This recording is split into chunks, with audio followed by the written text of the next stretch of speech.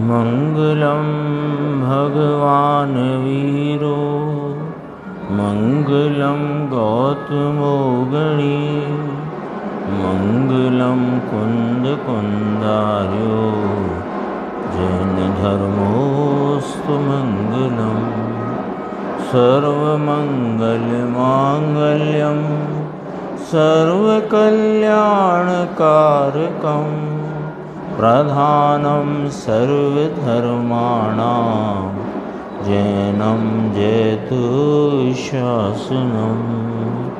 सहजानंद चैतन्य प्रकाशाय महीयसे नमो अनेकांत विश्रांति महिमने परमात्मने। आचार्य कुंद कुंद द्वारा रचित यह पंचास्तिकाय संग्रह नाम के ग्रंथ की 28वीं गाथा है। इसमें कर्ममल से मुक्त आत्मा के निरूपाधिक स्वरूप का वर्णन किया है और इसके पूर्व की गाथा में जो 9 बोलों से जीव का वर्णन किया, संसार अवस्था वाले जीव का, तो यहाँ भी ये कहा कि उसमें से 8 बोल तो सिद्ध भगवंत को भी लागू होते हैं और 9वां बोल लागू नहीं होता, जिसमें निश्चय व्यवहार से कर्म संयुक्तपना कहा था वह लागू नहीं पड़ता। ये बात इसमें आई थी। तो सर्वप्रथम टीका में जो बात आई कि पर द्रव्य बने के कारण कर्म रस से संपूर्ण रूप से जिस क्षण छूटता है, मुक्त होता है, उसी क्षण अपने ऊर्ध्वगमन स्वभाव के कारण लोक के अंत को पाकर आगे गति हेतु का अभाव होने से वहाँ स्थिर रहता हुआ केवल ज्ञान और केवल दर्शन जो निज स्वरूप भूत होने के कारण उनसे न छूटता हुआ अनंत अतीन्द्रिय सुख का अनुभव करता है। तो यहाँ से ही गुरुदेव श्री का अपन स्पष्टीकरण देखते हैं। 19 नंबर पेज है।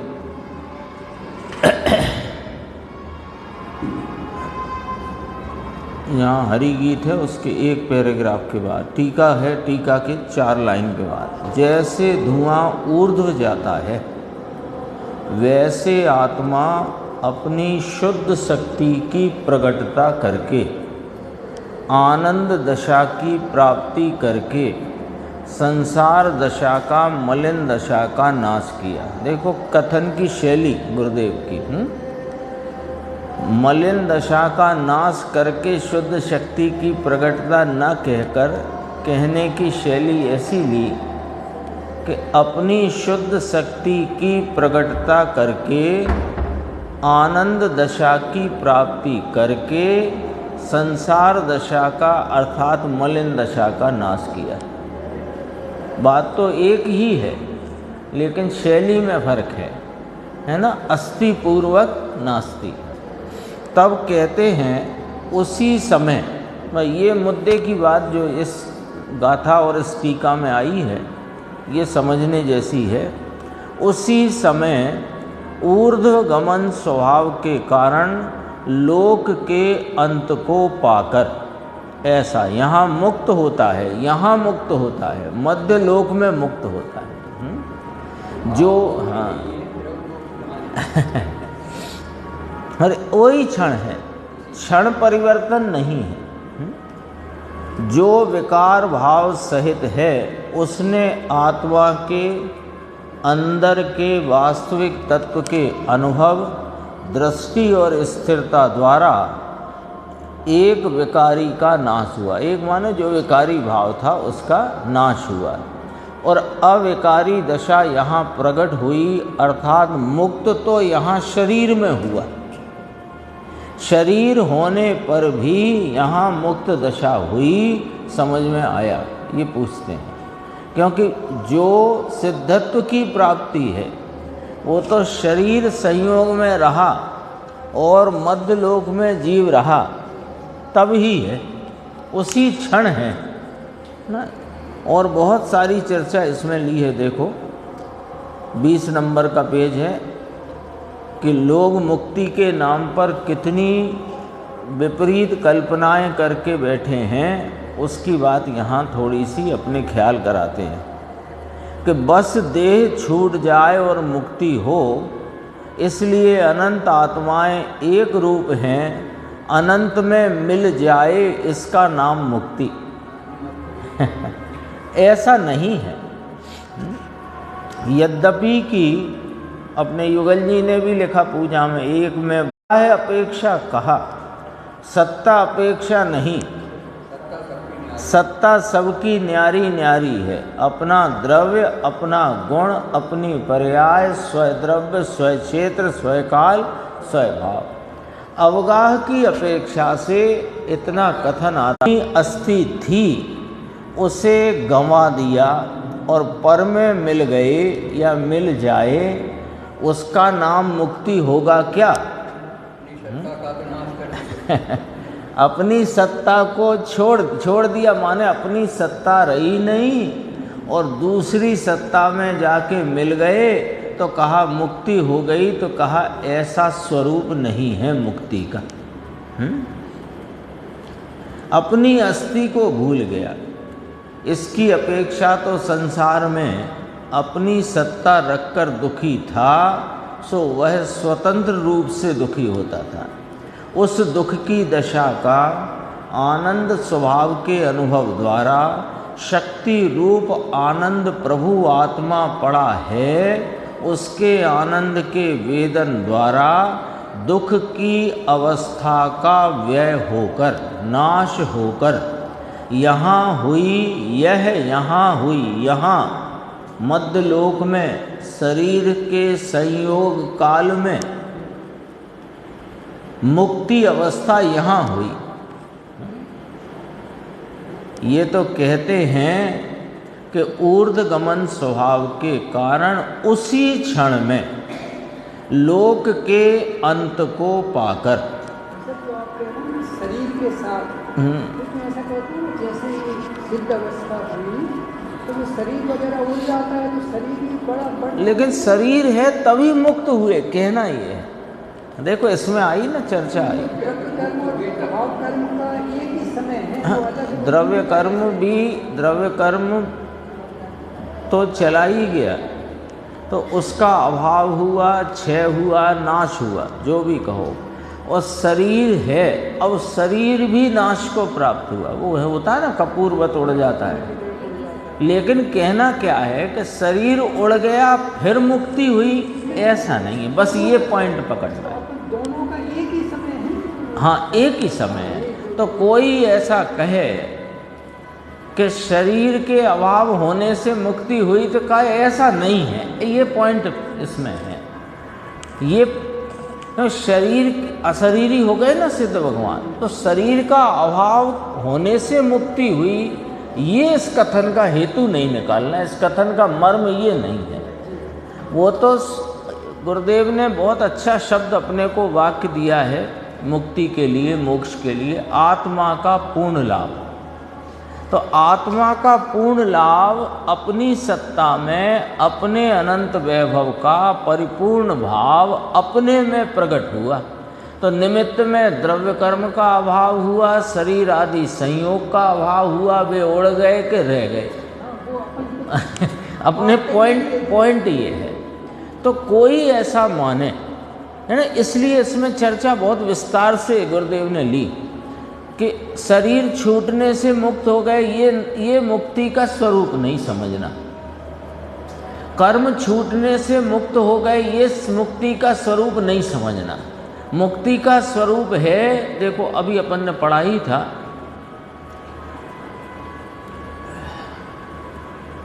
आनंद दशा की, है ना, जैसे धुआं ऊर्ध्व जाता है वैसे आत्मा अपनी शुद्ध शक्ति की प्रकटता करके आनंद दशा की प्राप्ति करके संसार दशा का, मलिन दशा का नाश किया। तब कहते हैं उसी समय ऊर्ध्वगमन स्वभाव के कारण लोक के अंत को पाकर। इधर से पकड़, समय भेद भी नहीं है और बात को, मुक्ति को पकड़ाया कहाँ से? हाँ सब एक ही काल है, एक ही। घातिया कर्मों के अभाव का काल भी वही, और उसी ही समय में शरीर का भी वियोग हो गया, उड़ गया जो हुआ। और हाँ, कथन में क्रम है, तो कथन के क्रम में अपने को मूल मर्म पकड़ना है। कथन का क्रम तो बड़ा अशरीरी हो गए, तो उसमें ये अर्थ नहीं निकालना कि शरीर के छूट जाने का नाम मुक्ति है, ये अर्थ नहीं निकालना। द्रव्य कर्म का संयोग छूट गया तो द्रव्य कर्म के नाश हो जाने का नाम मोक्ष है, ऐसा मत निकालना। यद्यपि कि वो है, लेकिन हुआ क्या है? हुआ तो ये है कि अपने स्वयं द्रव्य के अनंत गुण स्वभाव की परिपूर्ण प्रकटता पर्याय में हुई, पूर्ण आत्मलाभ हुआ, ये पकड़ना है। और उसी समय ऊर्ध्वगमन हुआ, क्षण भेद भी नहीं है। हाँ, अरहंत अवस्था में भी सब कुछ हो गया है,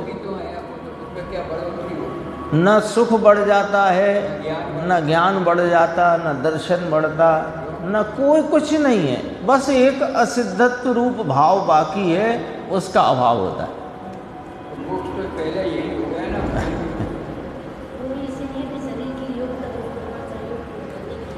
चार कर्म का संयोग है, उस चार कर्म के संयोग के निमित्त से शरीर आदि समोसरण आदि का वैभव संयोग में है, पर वे तो उसमें उनका लक्ष्य ही नहीं।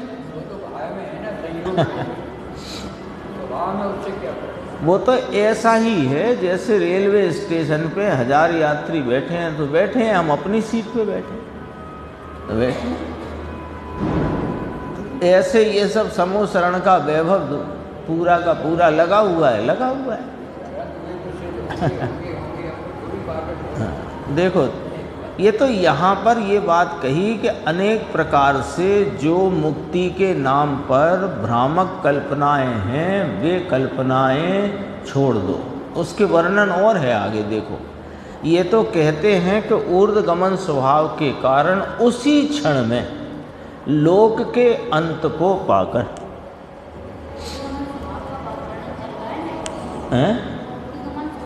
ऊर्ध्वगमन स्वभाव, आत्मा का ऊर्ध्वगमन स्वभाव तो स्वभाव से ही है।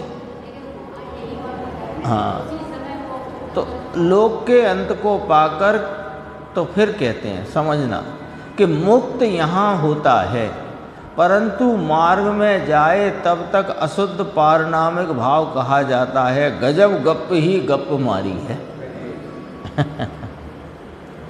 कोई ऐसा भी कथन करते हैं, मान्यता में रखते हैं कि मुक्त तो यहाँ हुए, अब जो मार्ग का समय है उतने में अशुद्ध पारनामिक भाव है कि ना, गप्पा गप है। हाँ, पारनामिक भाव में क्या शुद्धता अशुद्धता, ऐसे गति करता है।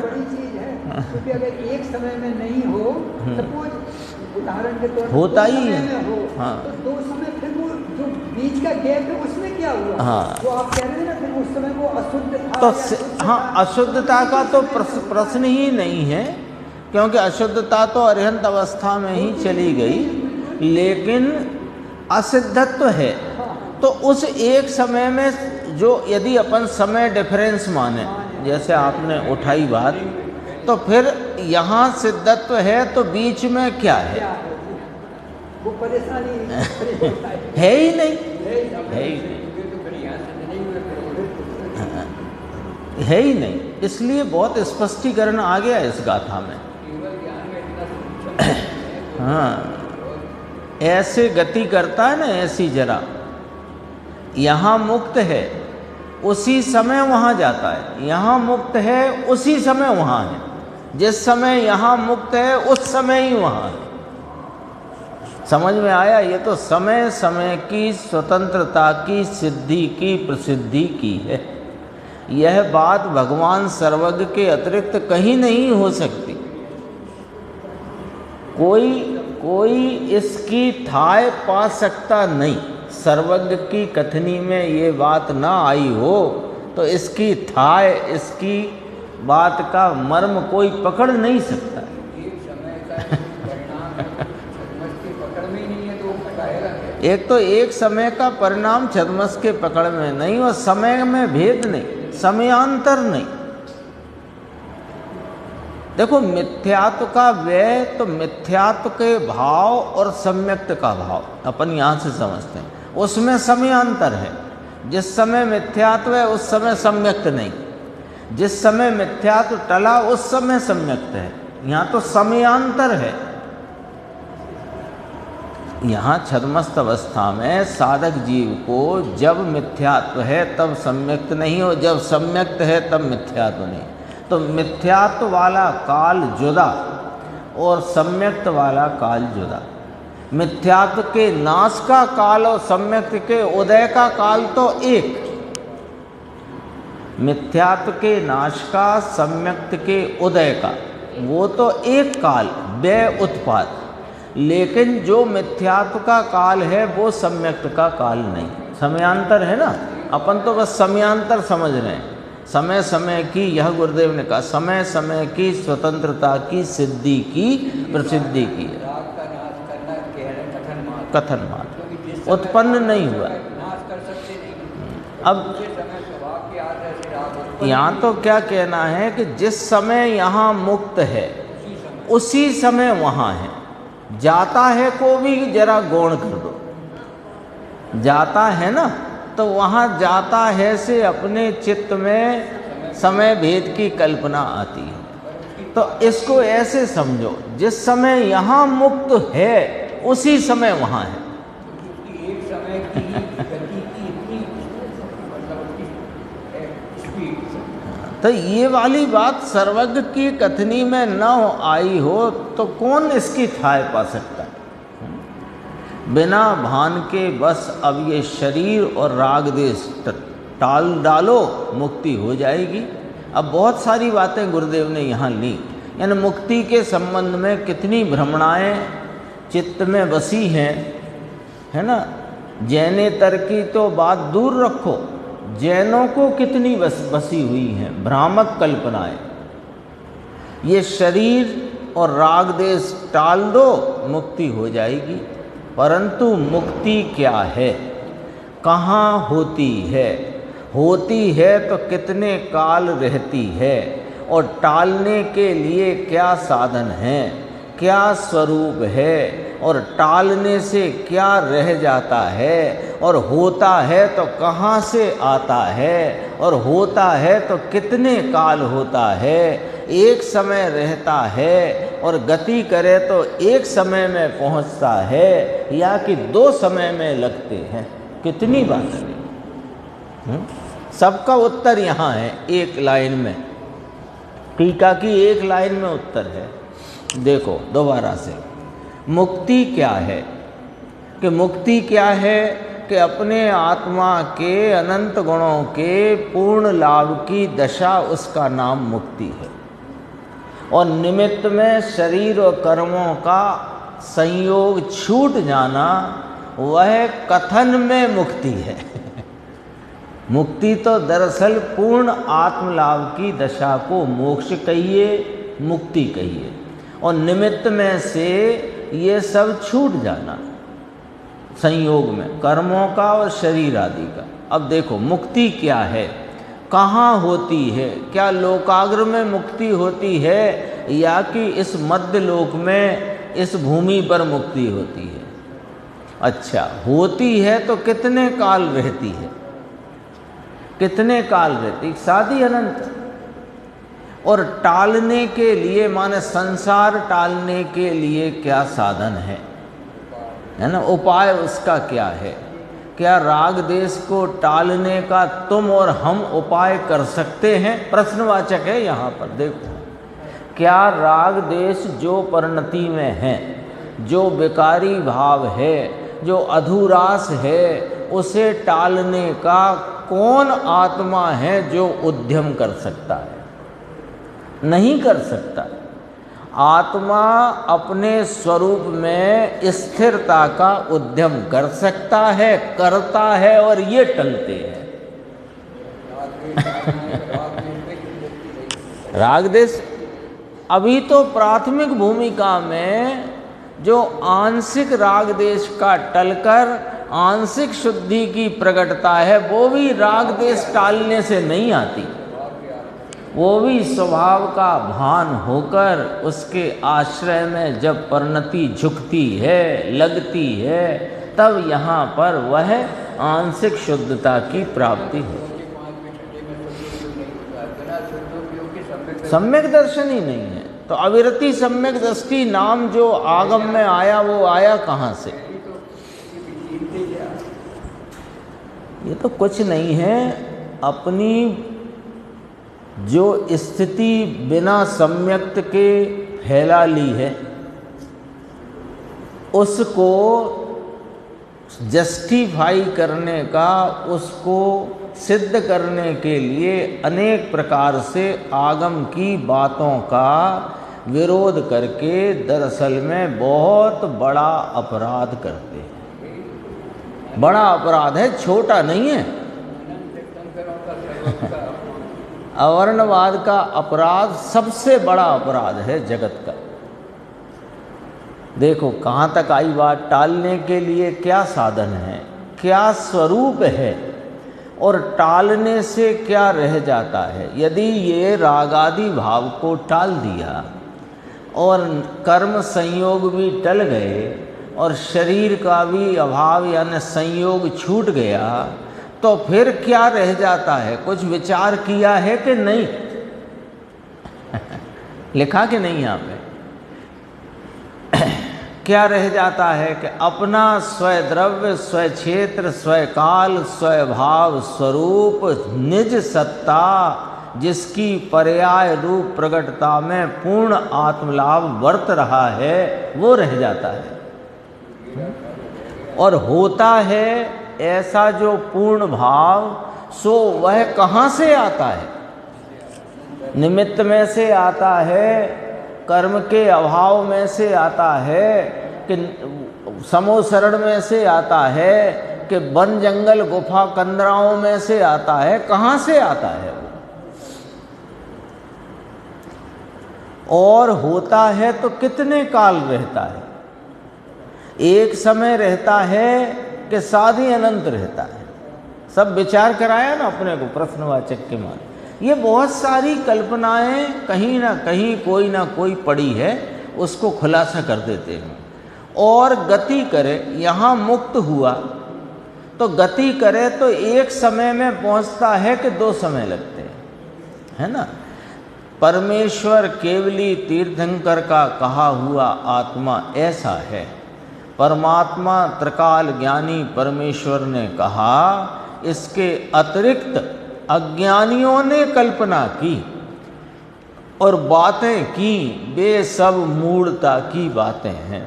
बहुत तरह की बातें चलती हैं। जड़ हो जाओ, शून्य हो जाओ, निर्विचारी हो जाओ, विकल्प नहीं उठना चाहिए। विकल्प किसे कहा ये ही पता नहीं लग रहा अभी। अरे उपयोग से रहित तो जीव कभी हो नहीं सकता तीन काल।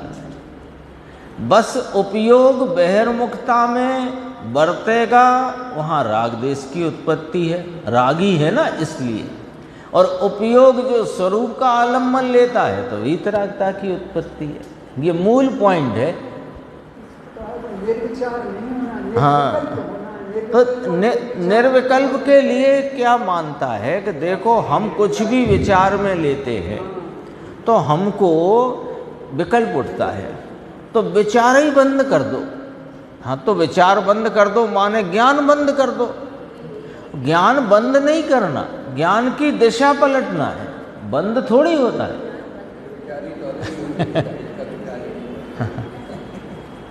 जड़ हो जाओ, शून्य ही है। ये रजनीश ने बहुत फैलाई इस तरह की बात है। हाँ, उस समय उसका बड़ा प्रचार प्रसार था देश विदेशों में। जैनी बहुत थे, बहुत भगत थे उसके, अभी भी हैं भगत, वो तो नहीं रहा। आत्मा की अस्थि का भान ही कहाँ है, कहाँ शून्य हो जाए, आत्मा शून्य हो कैसे जाए, जो अपने अनंत वैभव से अशून्य स्वरूप है और पर द्रव्य पर भावों से शून्य स्वरूप ही है, सो वह तो कितना चल रहा है, वो बंध नहीं करता, मोक्ष नहीं करता। कहो समझ में आया? वजन तो यहाँ है।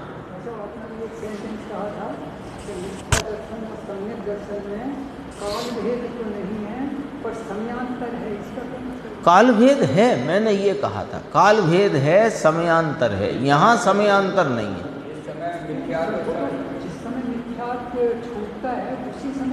छूटता है वो तब तो सम्यक्त है। देखो, मिथ्यात्व का विनाश और सम्यक्त का उदय, दोबारा बोलता हूँ, यही बोला था मैंने, मिथ्यात्व का विनाश और सम्यक्त का उदय एक काल है, पर जिस काल में मिथ्यात्व है उस काल में सम्यक्त नहीं, जिस काल में सम्यक्त है उस काल में मिथ्यात्व नहीं। तो वो समयांतर में होने वाली दशा है, बस ये पकड़ना है वहाँ पर, वो समयांतर में होने वाली दशा है। और यहाँ जो मुक्त हुआ और लोकाग्र है उसमें समयांतर नहीं है, वो एक ही समय है, ये समझना है बड़ा।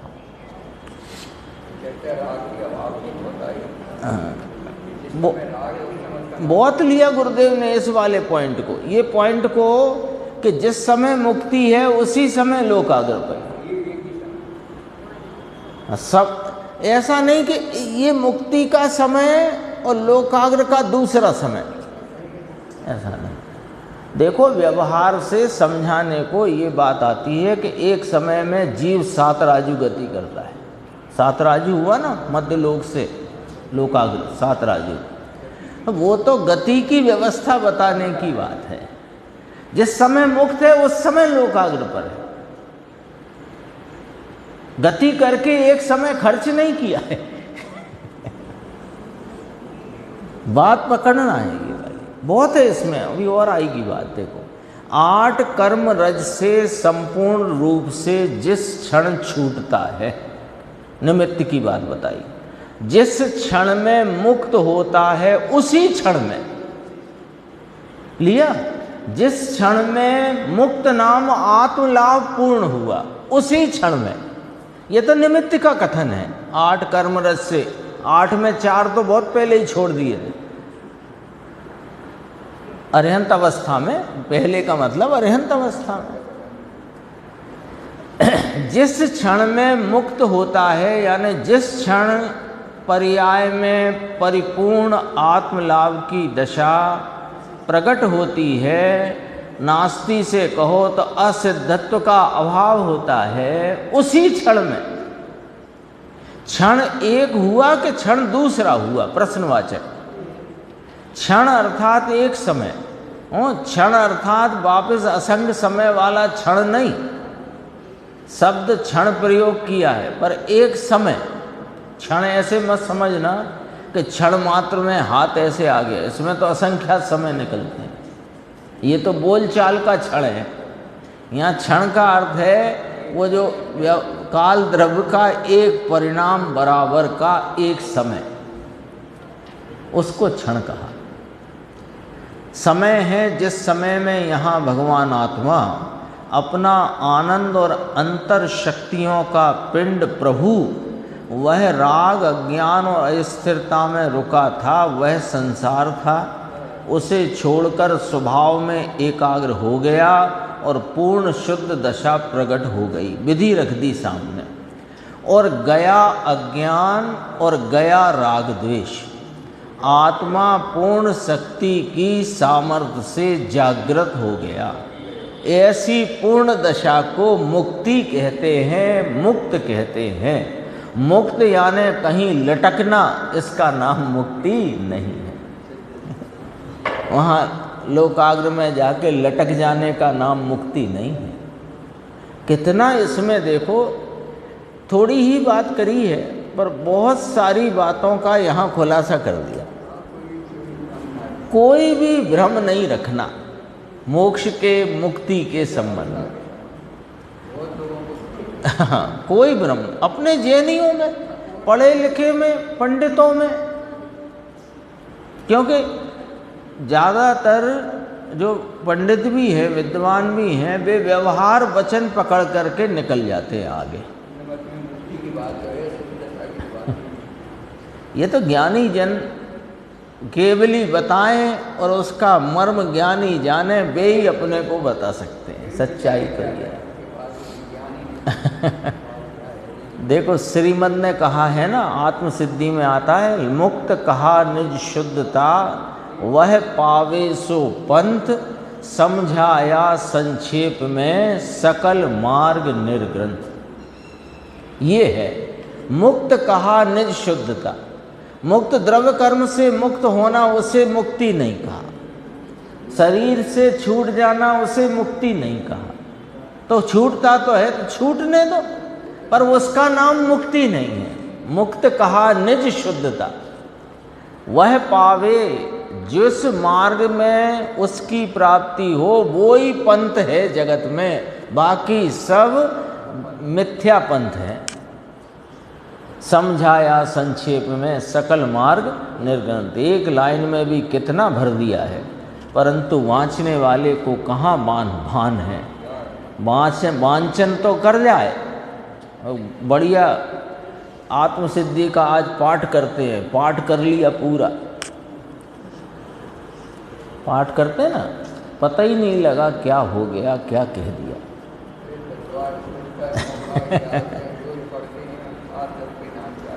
अरे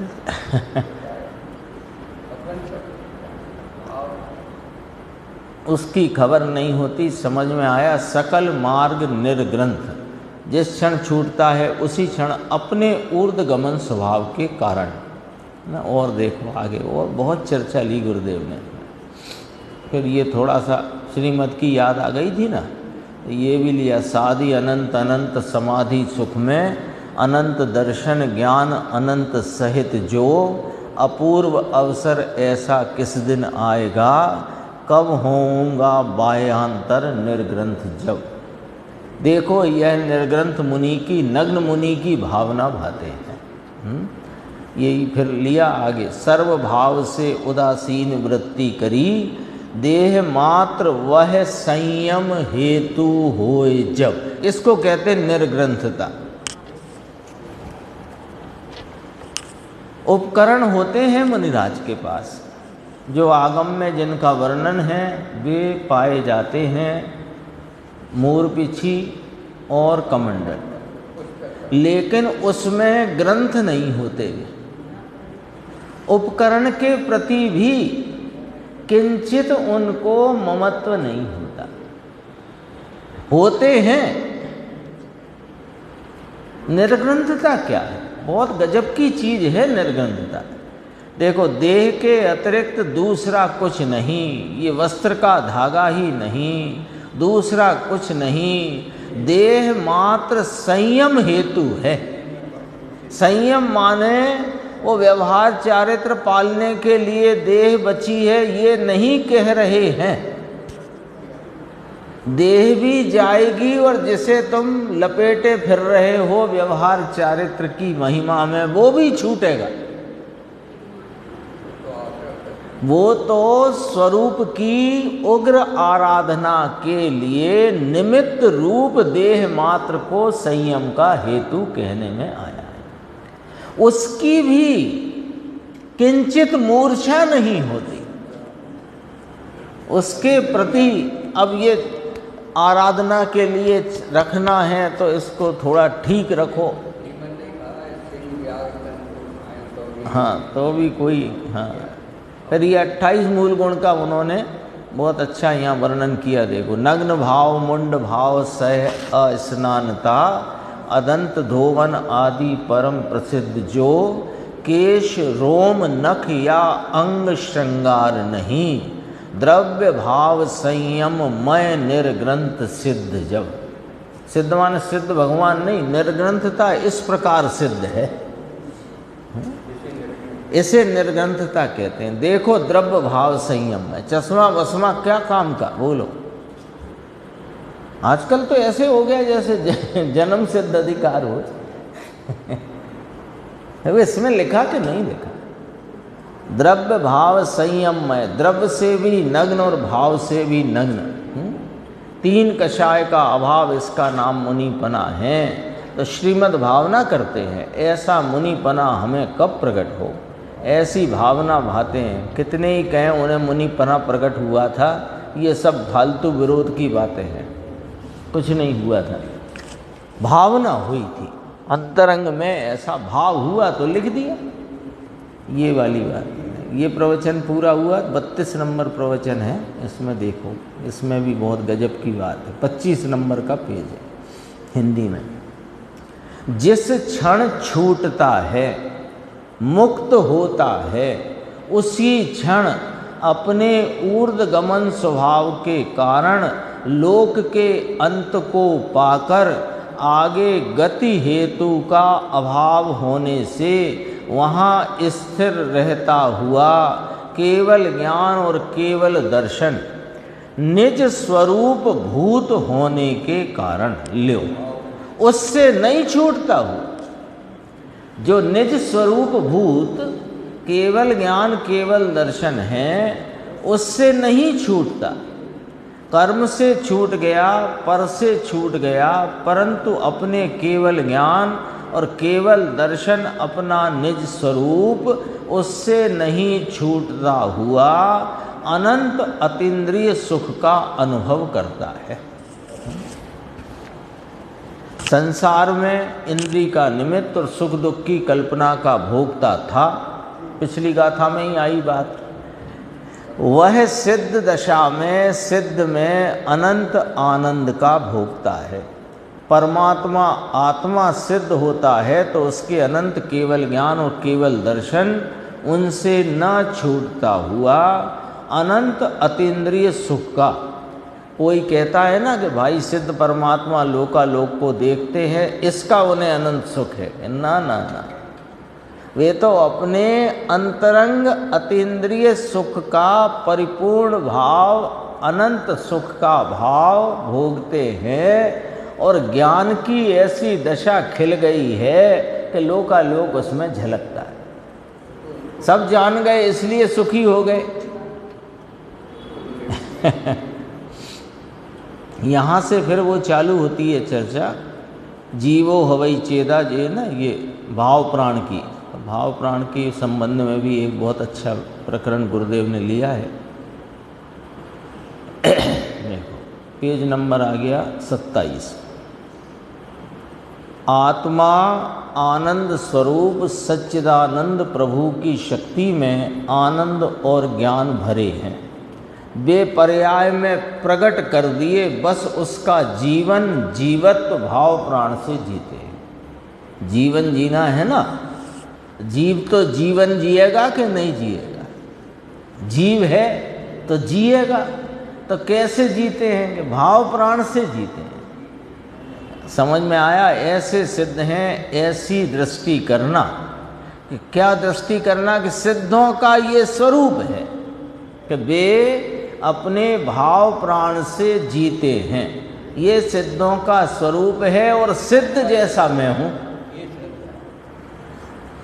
उनका स्वरूप जानकर अपना स्वरूप ऐसा ही है, यह निर्णय करके अपने स्वरूप की श्रद्धा करना। ये कहा मेरा स्वभाव भी सिद्ध समान सदा पद मेरो।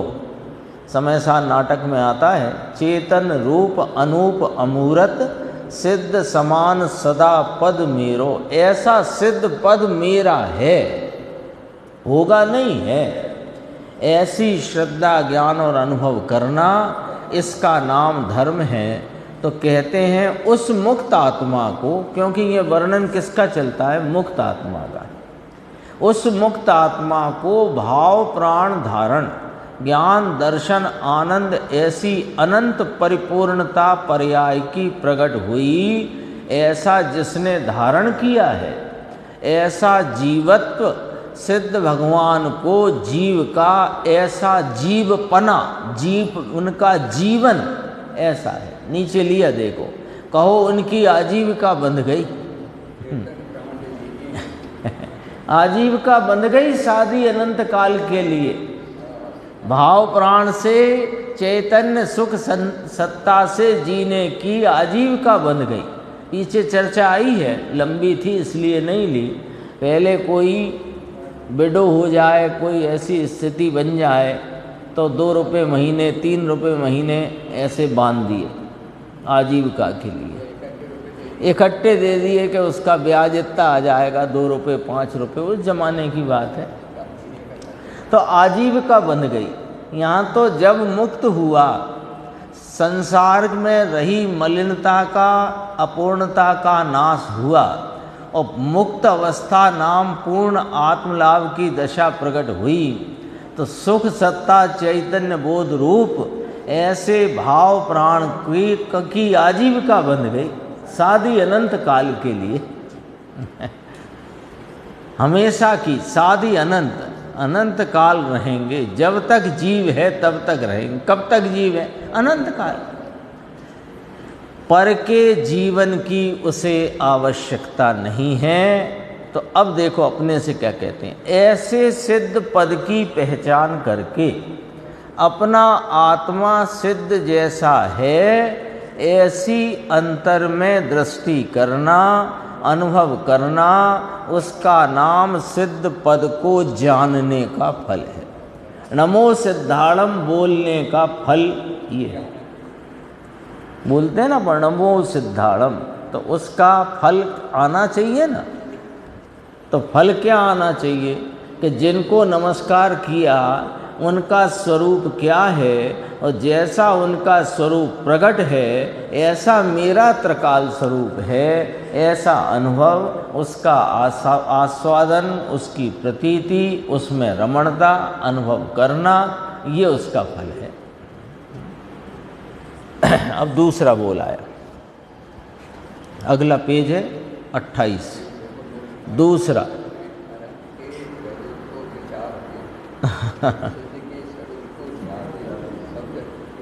हाँ, लिया उसमें सब देखो, ये लिया, ऊपर ही लिया।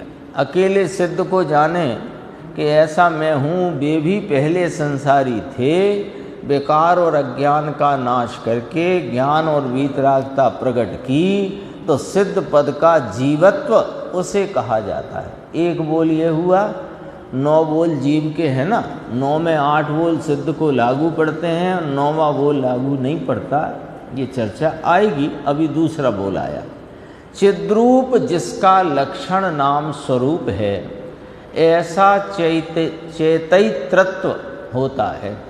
थोड़ी सूक्ष्म बात है। पहले में आया था ना चेता, चेता, उसमें 2 बात ली थी, 2 बार लिया था। चेतयिता, चेतयिता, निश्चय से चेतयिता है, व्यवहार से चेतयिता है। वो 27 नंबर गाथा संसारी जीव के संदर्भ में। चैतन्य स्वरूप है इसलिए निश्चय से चेता है, नाम चेतयिता है। और चैतन्य वाला है इसलिए व्यवहार से चैतन्य पृथक और चेतन पृथक, ऐसा गुण गुणी का भेद वो व्यवहार में गया। यहाँ व्यवहार निश्चय कुछ है नहीं। यहाँ तो अकेले भगवान सिद्ध प्रभु चिद्रूप जिनका स्वरूप है, ऐसा चैतन्यत्व होता है। जानन देखन की पर्याय चेतना और चेतना वाला चेतन, अवेद है। यहाँ कोई ये यों व्यवहार से वो वाला, ये हाँ, ये सब नहीं है, क्योंकि प्रकट है पर्याय में। वहाँ 2 करने की जरूरत नहीं पड़ी। चित्त परिणाम, तीसरा बोल आया इसी पेज पे नीचे। चित्त परिणाम जिसका लक्षण नाम स्वरूप है, ऐसा उपयोग होता है। सिद्ध में ज्ञान के परिणमन रूप पर्याय, ऐसा उपयोग सिद्ध में है। परिपूर्ण ज्ञान का उपयोग, यानी ज्ञान के दर्शन के, ज्ञान दर्शन के व्यापार की परिपूर्णता का परिणमन। दर्शन का उपयोग, ज्ञान का उपयोग, परिपूर्ण ज्ञान का उपयोग फिर परिपूर्ण लगाओ। परिपूर्ण दर्शन का उपयोग वह पर्याय है और वह उपयोग रूप भाव है। चित्त परिणाम जिसका स्वरूप है, ऐसा उपयोग सिद्ध में होता है। तो वो समझ में आया। अकेले रहते हैं, कहते हैं ना, चित्त परिणाम सहित उपयोग सहित रहते हैं। ल्यो अनादि अनंत जो स्वरूप है, तो सादि अनंत रहते हैं उसमें। कैसे कि जो अनादि अनंत स्वरूप में था वह प्रकट हुआ तो सादि अनंत पर्याय में हो गया। स्वरूप तो उपयोग, चिदानंद उपयोग तो त्रिकाली आत्मा में पड़ा हुआ है सदैव, प्रत्येक जीव के सदैव। लेकिन जो अनादि अनंत अपना ज्ञान दर्शन के व्यापार रूप चित्त परिणाम स्वरूप जो उपयोग है, वो पर्याय में परिपूर्ण ज्ञान परिपूर्ण दर्शन का भाव प्रकट हो गया सादि अनंत काल की पर्याय रूपता से। कौन? अनादि अनंत भाव जो था वो स्वरूप रूप अनादि अनंत था, शक्ति रूप अनादि अनंत था, वो व्यक्ति रूप सादि अनंत हो गया। सिद्ध की बात चल रही है ना। उपयोग लक्षणों नित्यम, उपयोग लक्षण तो त्रिकाल भगवान आत्मा में अनादि अनंत पड़ा है। उसका साधन किया, उसका अनुभव किया और उपयोग की पूर्ण प्राप्ति की, तो वहाँ सिद्ध में उपयोग परिणाम रहते हैं, वे परिणाम हैं। कहते हैं ना कई लोग, अरे लो पर्याय ने सिद्ध का भी पीछा नहीं छोड़ा। क्या सिद्ध को भी पर्याय होती होगी क्या? ये जैनों के प्रश्न है। अरे वहाँ अनंत वैभव की, अनंत प्रगटता की, सादि अनंत काल के परिणामों का प्रवाह चल रहा है।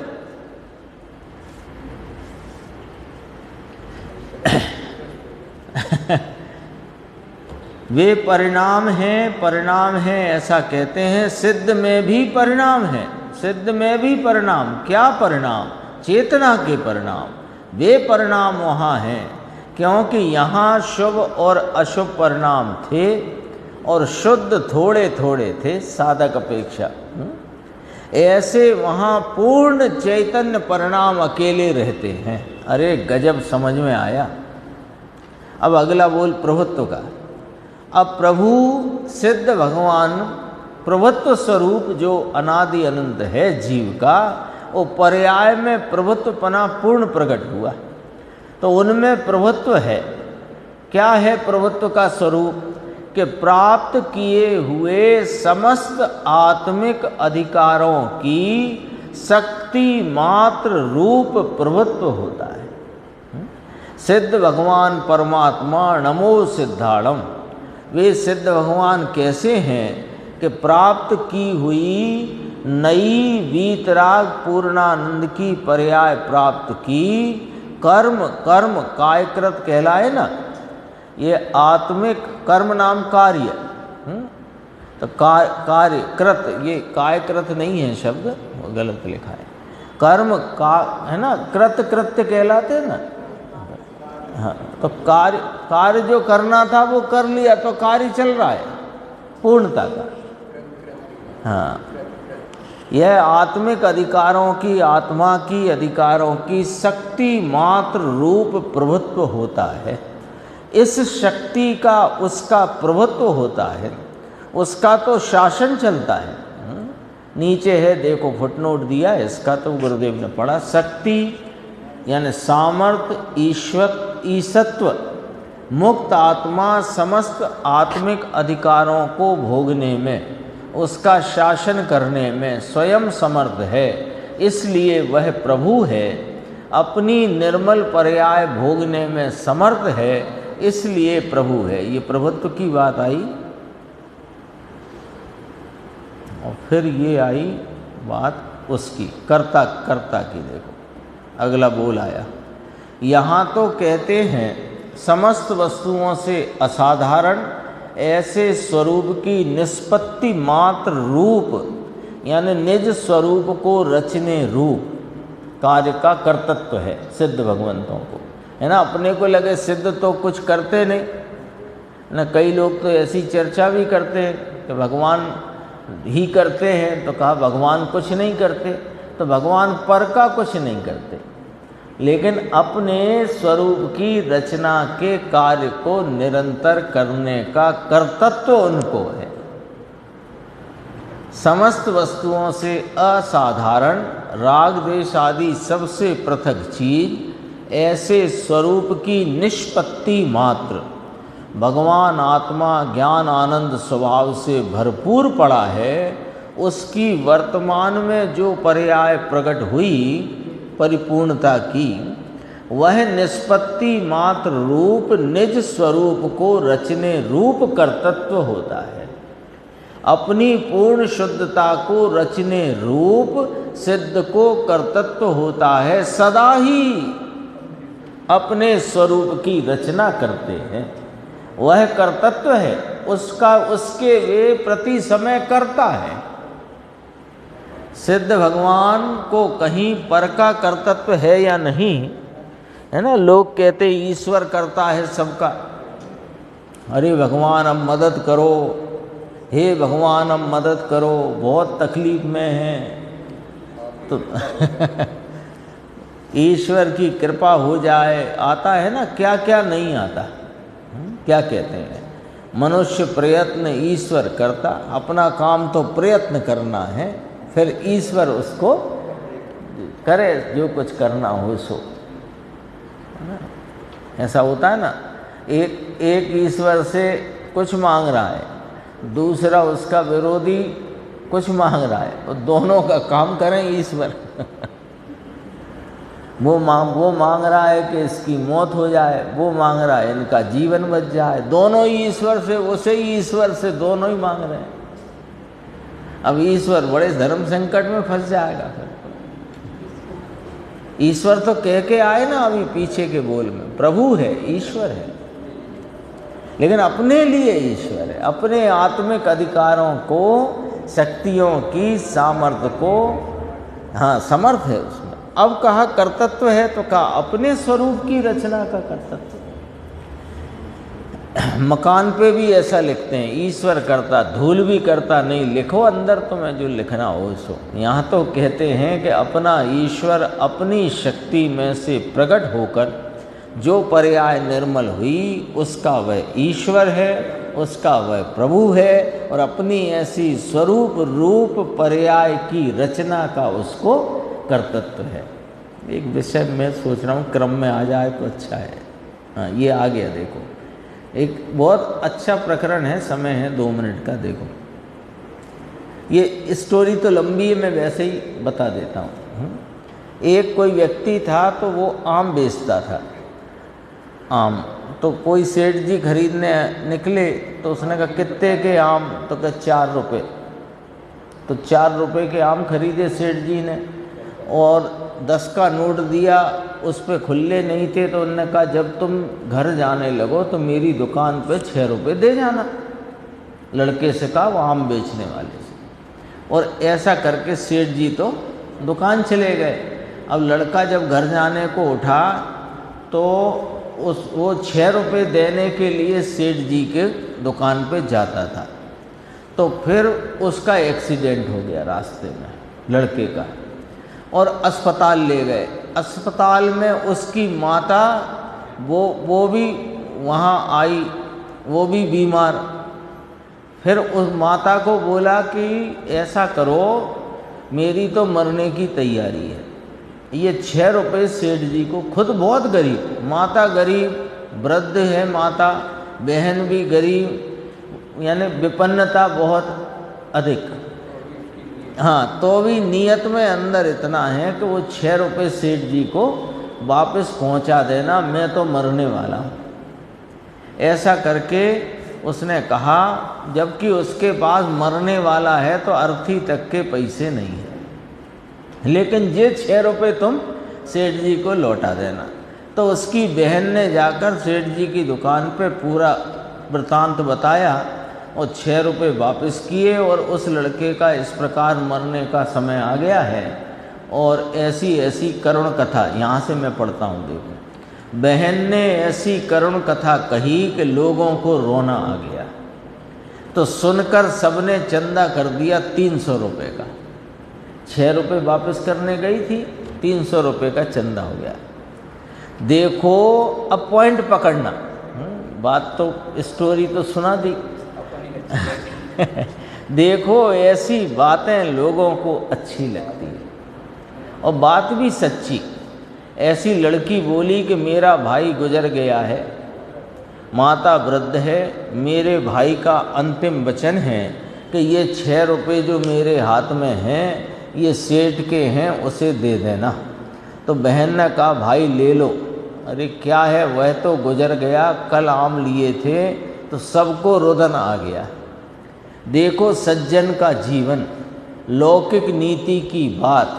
अब ये वाली बातें लोगों को ठीक पड़ती हैं। ये बातें सुनाई जाएं, सुनी जाएं, चर्चा की जाए, लिखी जाए, पढ़ाई जाए तो लोगों को लगता है देखो कितना बढ़िया, देखो मरते मर गया लेकिन सेठ जी के 6 रुपये देकर गया। और सेठ जी भी सज्जन और उनके साथ के बाजार वाले भी सज्जन के उसके अंतिम क्रियाक्रम का भी व्यवस्था कर दी, आदि इत्यादि। ये बातें जब सभा में करें तो करने वाला भी खुश, सुनने वाला भी खुश। लिखा पढ़ी आजकल चल गई है व्हाट्सएप पे, तो उसमें भी यही बातें चलें तो बहुत खुश।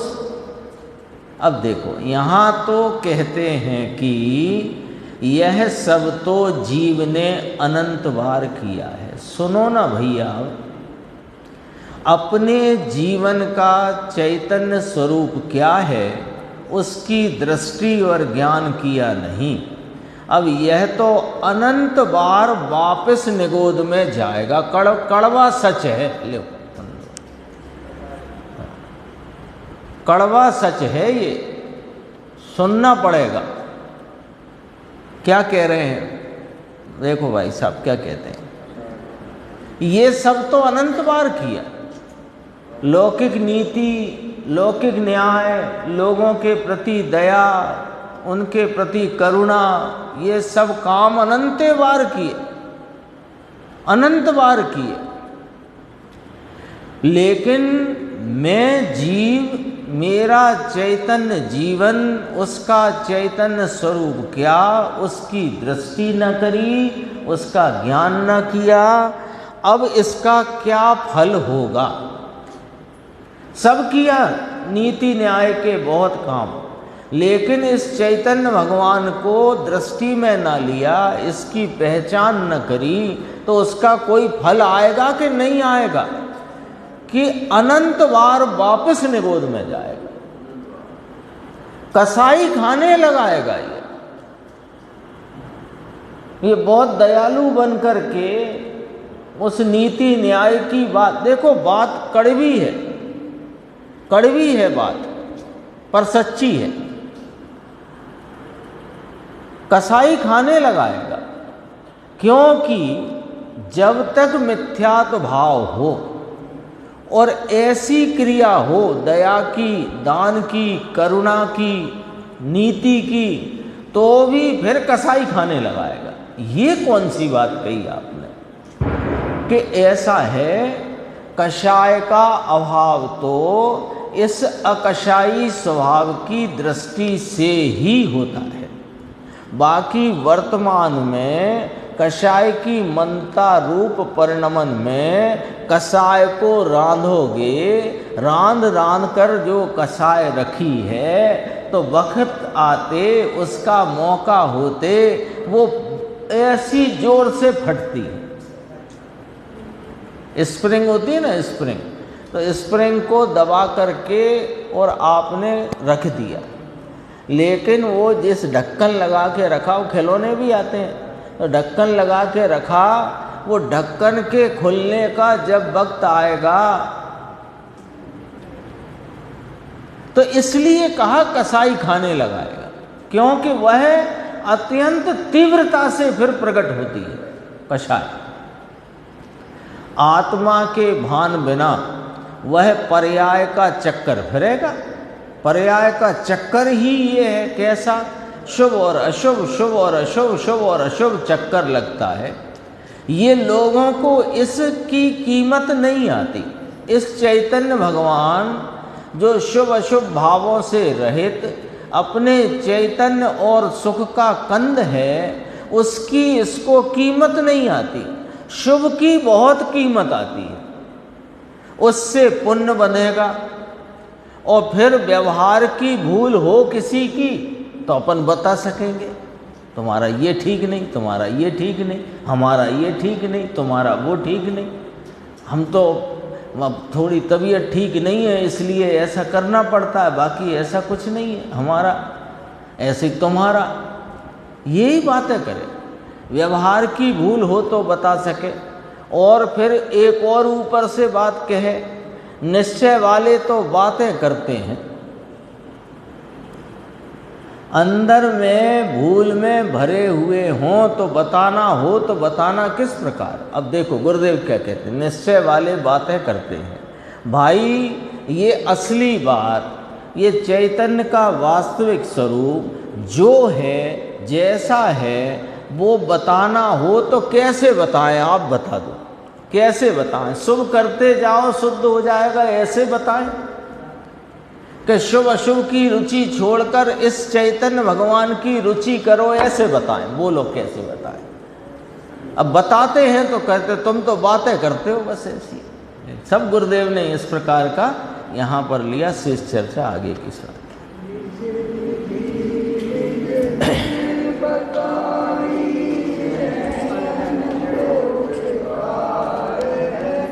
उसके